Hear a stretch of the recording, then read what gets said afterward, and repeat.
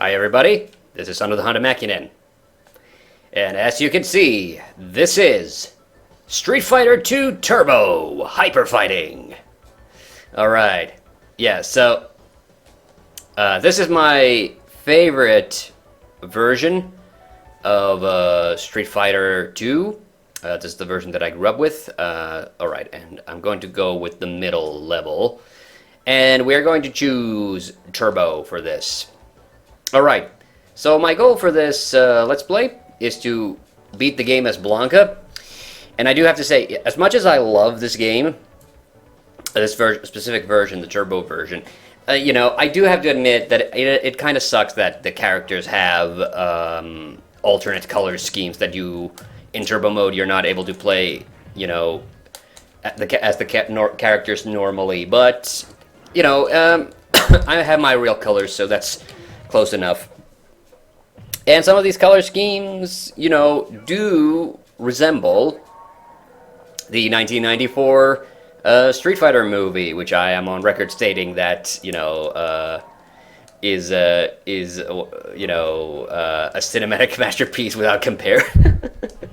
Yeah. So actually, yeah, I was thinking about it. I'm probably going to mention maybe something about the Street Fighter movie, or I'll forget. But the point is, I am going to try to beat the game as Blanka. You're going to notice that I'm not very good as him.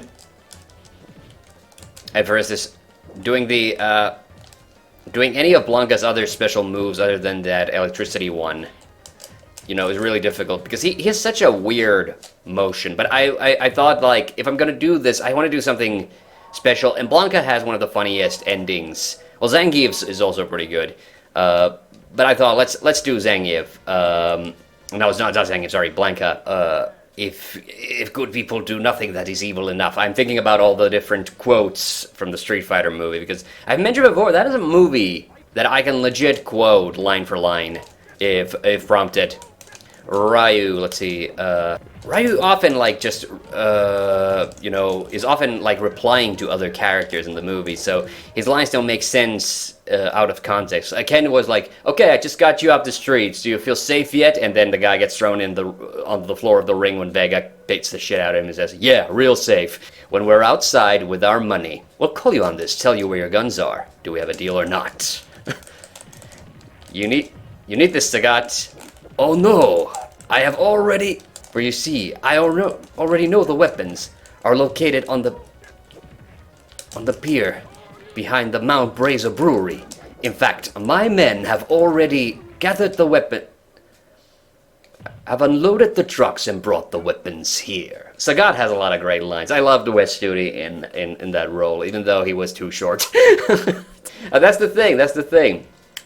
You know, yeah, I am, you know, in all seriousness, I do love the Street Fighter movie. I do think it's really funny and one of my favorite movies of all time. I will admit, yeah, it is bullshit that there's not really any fighting until the final act of the movie. There's stories, you know, Stephen E. D'Souza. Oh, I accidentally did that way. Yeah, but so Blanka does all charging moves, so that's why. Like. Oh, I did manage to do that. Okay. I normally don't. Well, yeah, medium's surprisingly easy. I usually have problem with Ryu. But normally I play this, if not at the highest difficulty, I think at the second highest or something. Because you can get actually the true ending. We're going to get the ending for Blanka, but we're just not going to get, at this difficulty level, you can't get the credits. But you can actually get the credits already. You don't need to beat the game, I think, on the highest difficulty. I think it's enough to be the second highest or something. You're at TheHande, the sumo from Hawaii. You almost made Hagasunaga. Okay, I can't remember that one. What is it, the official thing that sumos get? Until Shadaloo Tong destroyed my reputation. They did the same to me in my boxing career. And then Chun-Li's about to speak, Ken cuts in. Don't tell me, figure skating. I love that line, yeah. Yeah, but you know, none of the super characters are in this. And to be honest, I don't really like most of the super characters. I like Fei Long. He's not in the movie. Yeah, so the official explanation that I heard why there's almost only fighting at the very end is that Stephen E. D'Souza filmed the whole movie in chronological order. That's the reason he gives on the commentary, and the fact that he was trying to cast actors who you know, he wanted actual actors. He didn't want martial artists whom he wasn't sure could act. And then they had fight training all the way through the film. So naturally, because they had fight training all through the movie, they only got to do the fight scenes at the very end of the shoot, and that's why they're all at the end of the movie. That's the official reason. I found out that that's not strictly true. Apparently, is it Denny Urquez? I forget what the guy's name is, but he's one of the guy who was the stunt coordinator on the Street Fighter movie. Is the guy who is one of Sagat's goons. He's like a Brazilian martial artist, and he's in Dragons Forever, that Jackie Chan movie.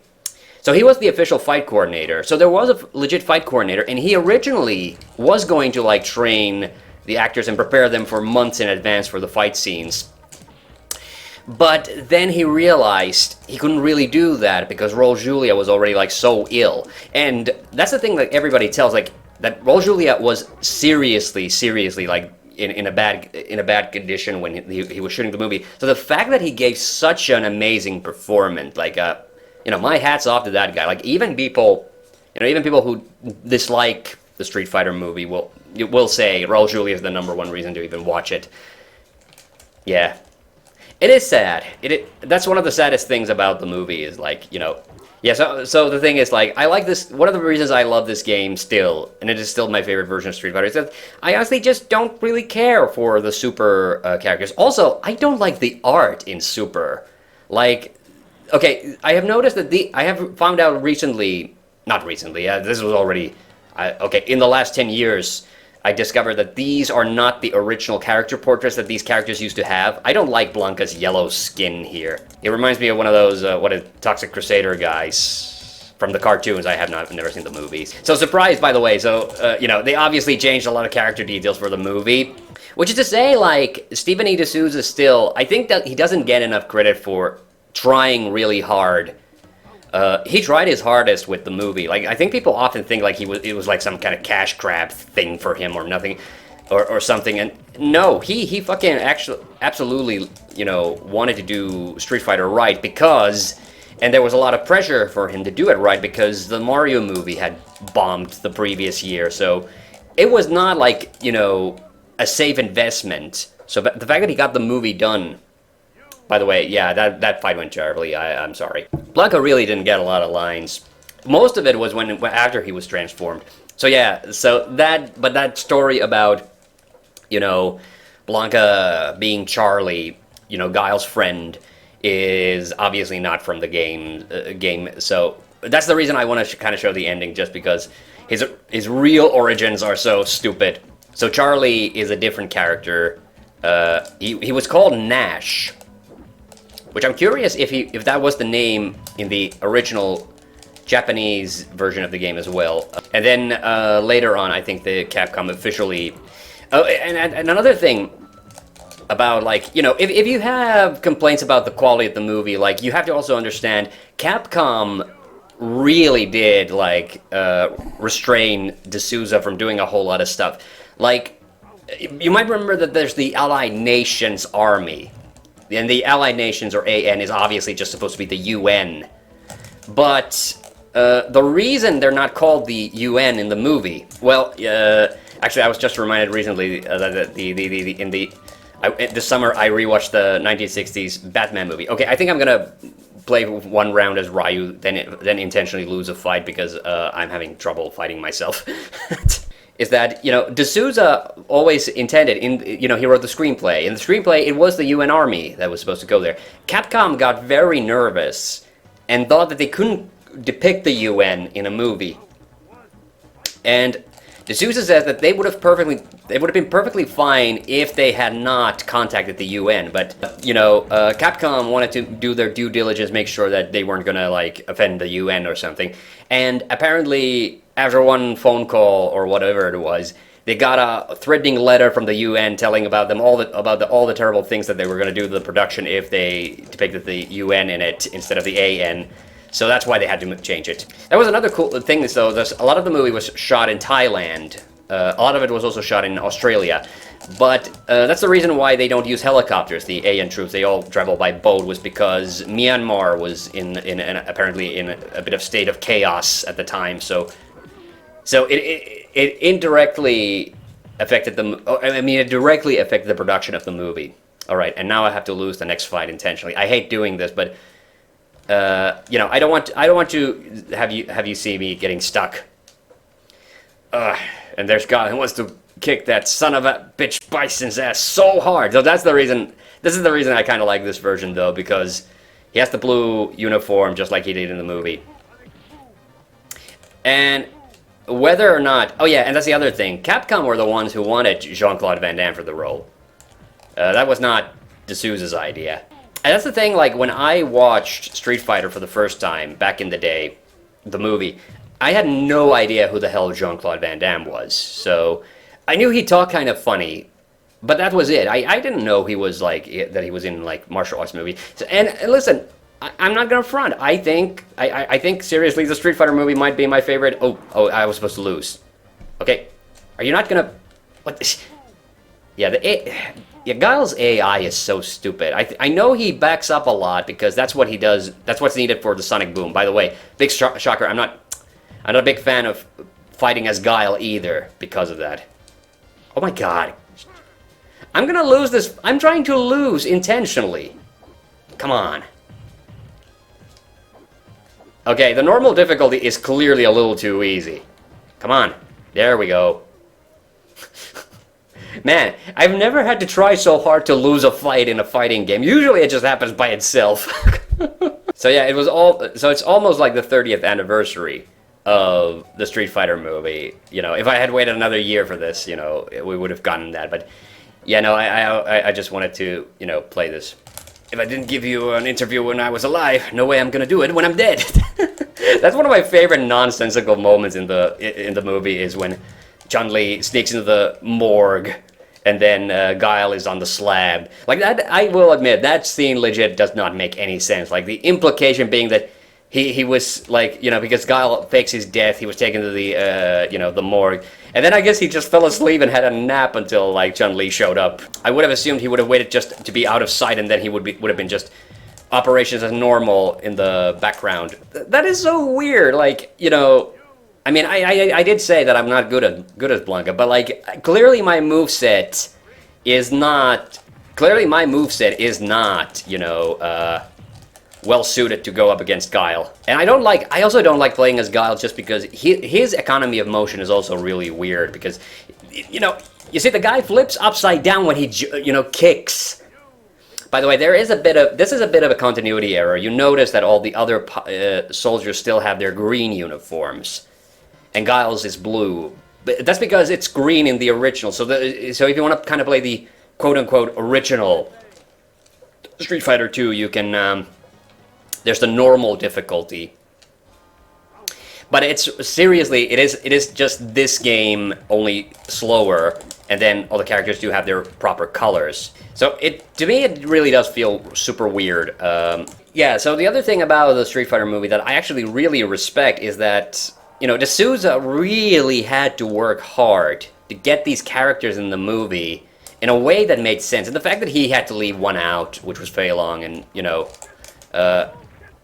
it makes sense to me why he was the only one who was left out. Like, yeah, he had to mangle character origins and things like that, but, like, seriously, I'm honestly legit impressed because I don't think the movie suffers so much from having such a huge cast. Actually, like, the opposite, really. I think all of the actors in the movie are really good actors. Yeah, I knew this was probably going to happen. Like, Ken was probably the next one who's going to give me problems.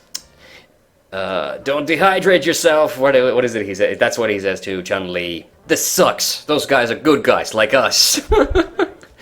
I think I'm messing that up. But yeah, Ryu and Ken absolutely have the best, like, fight scene in the whole movie.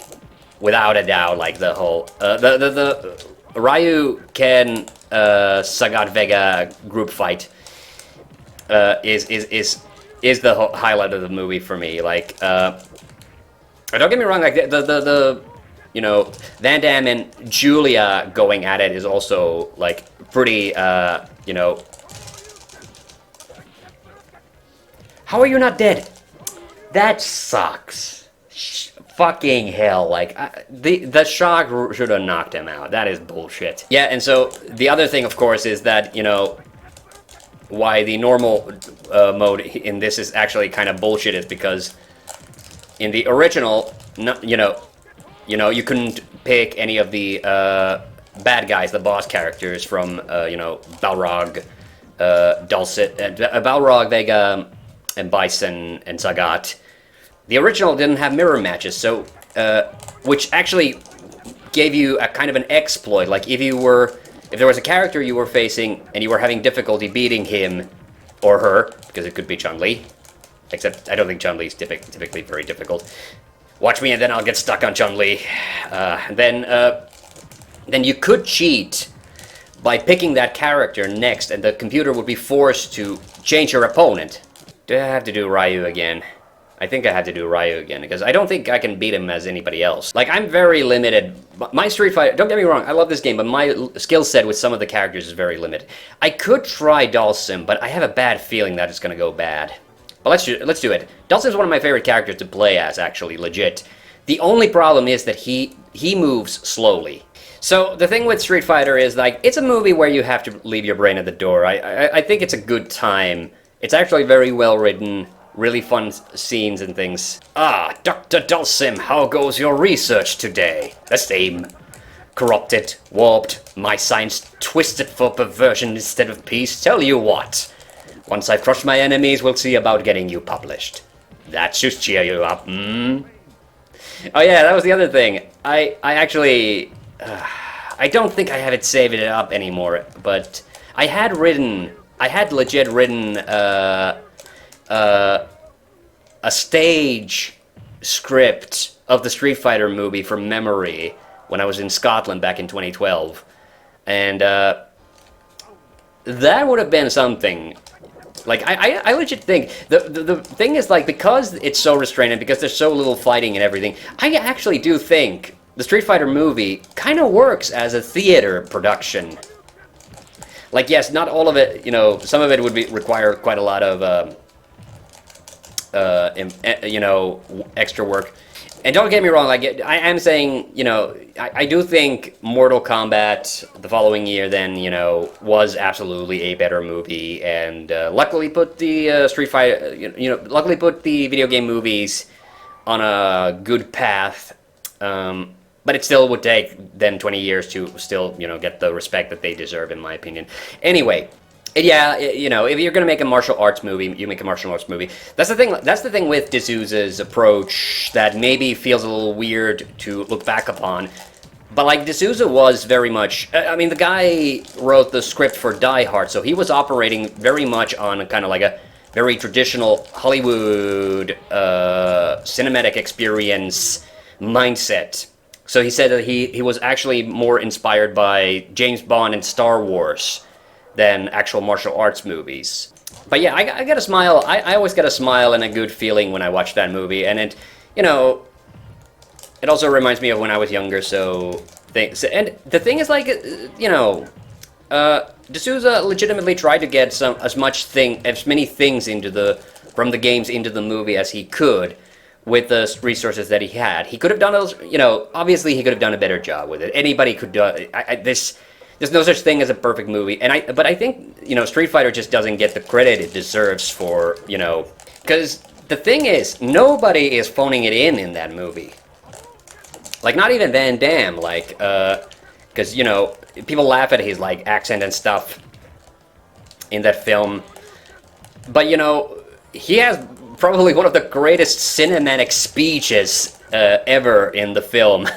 Which always, like, cracks me up. Like, man, that is such a good speech. Two great speeches. The Raul Julia, the Pax Bisonica speech, which, but why do they still call me a warlord?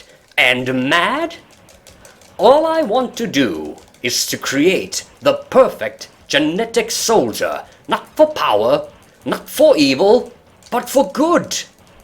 Carlos Blanka will be the first of many. They shall march out of my laboratory and sweep away every adversary, every creed, every nation, until the very planet is in the loving grip of the Pax Bisonica. And peace will reign, and all the world shall bow to me in humble gratitude. That was beautiful. That is a great scene. I love that scene. Ooh, I hate this. Yeah, I hate this alternate.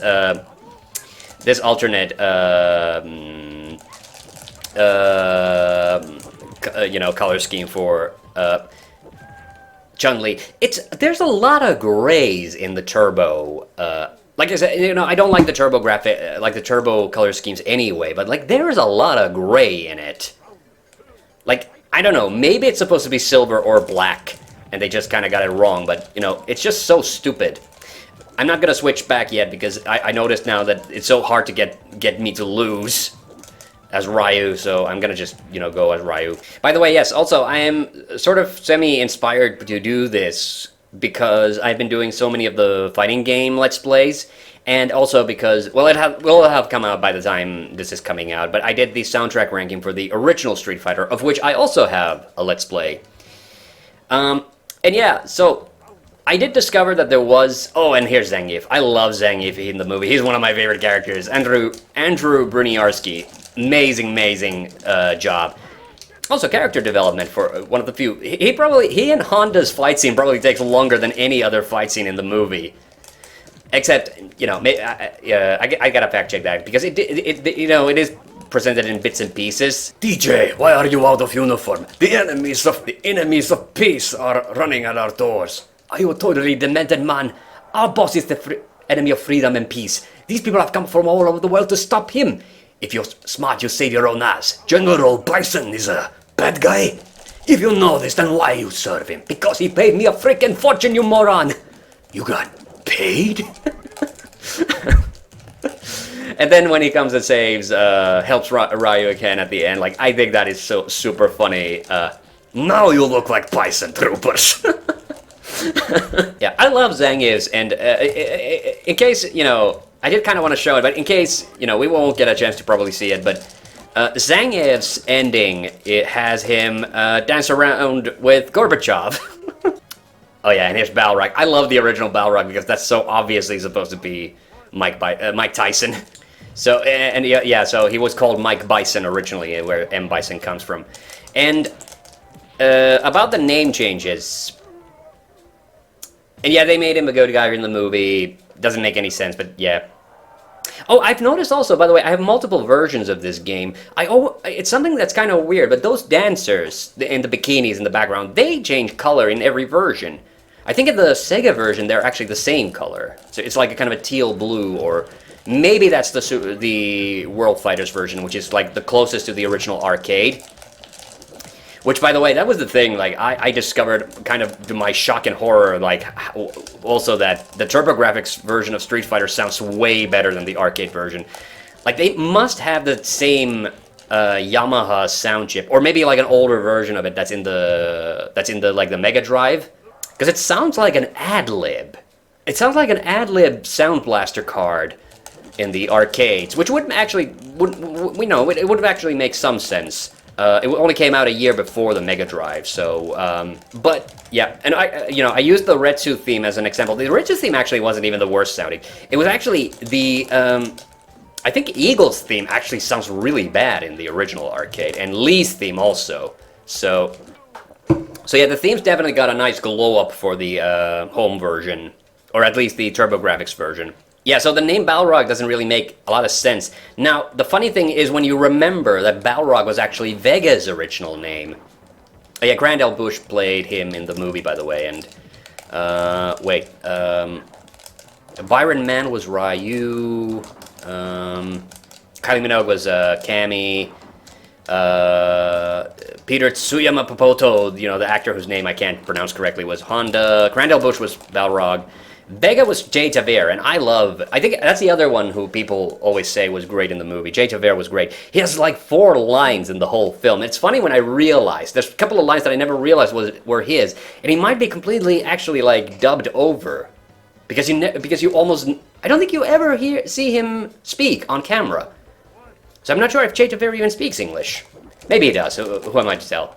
Yeah, but Vega was originally called Balrog, and the rationale I've heard for the name, which is really weird, is that because, the Balrog is a creature from Lord of the Rings. It's the guy in the caves whom, Gandalf dies fighting him, and then he's resurrected as a white wizard. The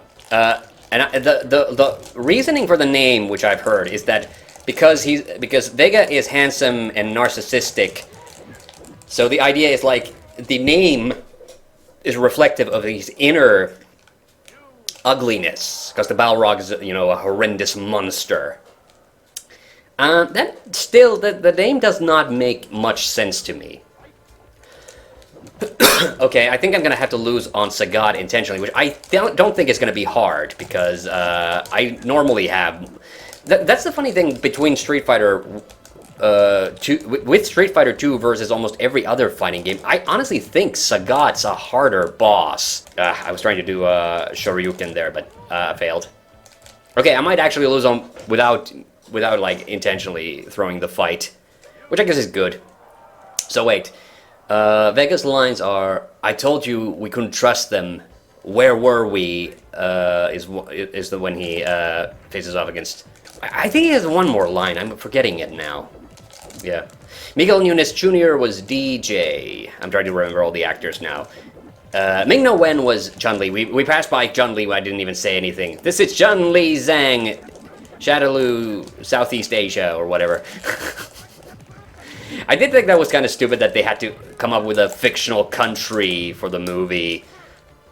Because Shadowloo is like the name of the... Or Shadow Law, whichever you prefer. I prefer Shadowloo because Shadow Law sounds so stupid. But Shadowloo is the criminal organization that Bison runs, so he's not really a general. Oh yeah, and also, I infinitely prefer the 94 movie to The Legend of Chun-Li. That movie is just... That movie is like... So... I mean... It would be slightly better if, Bison at least looked like Bison, but no, he just is, like I said, he's just a schmuck in a suit. Which makes me sad to think now that review that I made of that movie, like, I had to take it down, but, I took a lot of my movie reviews down, and I also took all my B&W reviews down, was it 2 years ago? 2021, I think, or early 2022. The reason I took it down is because in 2021 I got my first ever copyright strike on my main channel, the TheHande channel, not this channel that this video's on. And I got it for the fucking Silver Fang video. An anime that is as old as I am. Fucking Toei decided to screw me in the ass with that one, with a fucking copyright strike. So I had to take that video down. And then, I decided... You know what, I'm not going to fuck around. I'm going to take down all my videos that I'm even slightly bit nervous about the copyright situation on. And that it meant that I ended up taking pretty much all the videos down that I had of different animes, all the movie reviews, and I had already been kind of shutting down the movie reviews anyway for a while then, because honestly, I was getting a little... I never did the movie reviews very consistently anyway. And I started to feel like I wasn't really adding anything to the pile. So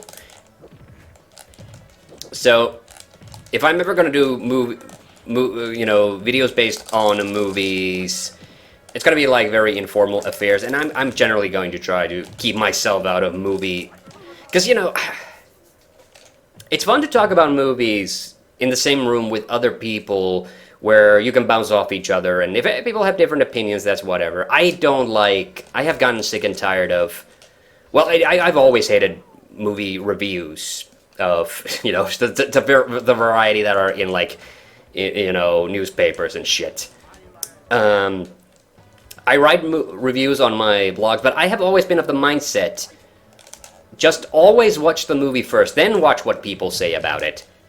Don't let others' opinions of something color your, you know, perception. Because, you know, that's what I do. I consciously avoid ever reading a review or something, and it's not because of spoilers. I actually don't believe in spoilers. But the thing is like, I'm, you know, just, you know, I think as a grown adult, you should feel confident enough to just have an opinion about something before you decide to watch or something. And that's the thing, like, also sometimes, you know, the notoriety of something makes me actually curious to see it. And oftentimes I'm just disappointed, like, that's it? It wasn't nearly as bad as people made it out to be. And that's because in, you know, especially in internet conversations, there's no middle ground. Nothing can be just okay. Everything has to be either excellent or it has to be the worst thing ever. And I hate that. I hate that. There are no shades of gray in the movie discussion space online. So that's the reason. Then there's Bison. By the way, I talked about, what was it? Yeah, it was in the Mario World video. I was talking about Gunstar Heroes, and there's that guy. His name's not Red. It was Blast or something. I forget what it was. So I had to look up because, you know, when I make mistakes in these videos, I will try to make a correction, and, you know, I do actually do fact check my stuff on the Let's Plays before I put them out. So, wait. I'm trying to remember what the guy's name was. Well, anyway, the guy who looks like Bison from Gunstar Heroes, whatever his name was. I'll put up a picture of him. I have to confess, before the Mario World video, before I looked up that art piece of him, I had never noticed that he has a beard. I thought those black parts were just part of his costume. And here I go, like saying like House of God was going to be the one who's going to give me trouble. And here he is giving me trouble. That bell, by the way, was in the movie. It's in Bison's hideout. So that's what I was talking about. Also, the reclining Buddha was also in the movie. It was in Sagat's den at the start. So, like, that's what I was saying. Like that D'Souza actually did try his hardest to try to get as many details into the movie as possible. And one of the things that he just never gets a lot of credit for. So the thing with this game is that it does have very this version of the game has very like strict. The AI adheres to these specific patterns very strictly, which is kind of weird. Which is why fighting Bison actually isn't normally very hard. But it also has other weird technical things. Like you might have noticed, I didn't even comment on it because I'm just so used to it. But you notice how it started on Dhalsim, who's like the last of the originals. And that happens every time. That was not just a random chance. For some reason, in Turbo, at least my version of Turbo, maybe this isn't true for everybody's version of Turbo, but my version of Turbo always starts on Dhalsim. It never... Maybe sometimes, if I played it on like a easier difficulty level, it might just randomly select somebody else. But like, you know, the logical thing, you would think it would start on, if it would default to anybody, you would think it would be Ryu, because he's the first one on the roster. Alright, now we did it. Yes, we're gonna get the ending. Here we go.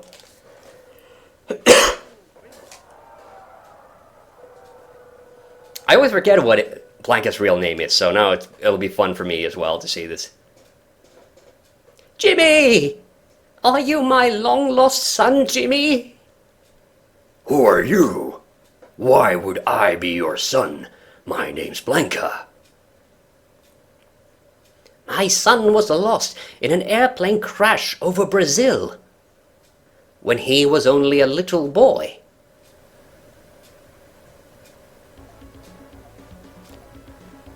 Wait, that anklet. I gave that to you on your birthday.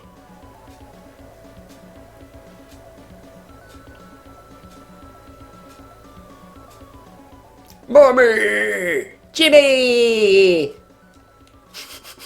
So Blanka's real name is Jimmy. This is super cute. I love this. This is a great ending. Is it gonna show the podium at the end? Yeah, it does show the podium. So Blanka actually is really tall. He just has really poor posture. Thanks for playing, presented by Capcom. So this is where, after which you would get the credits if I had played on the harder difficulty. Okay, but I hope you enjoyed this little round of Street Fighter 2 Turbo. And I hope you enjoyed my babblings about the Street Fighter movie and all the other stuff. And, yeah. I've been Hunter the Hunter back, and I'll see you on the next one. Bye-bye.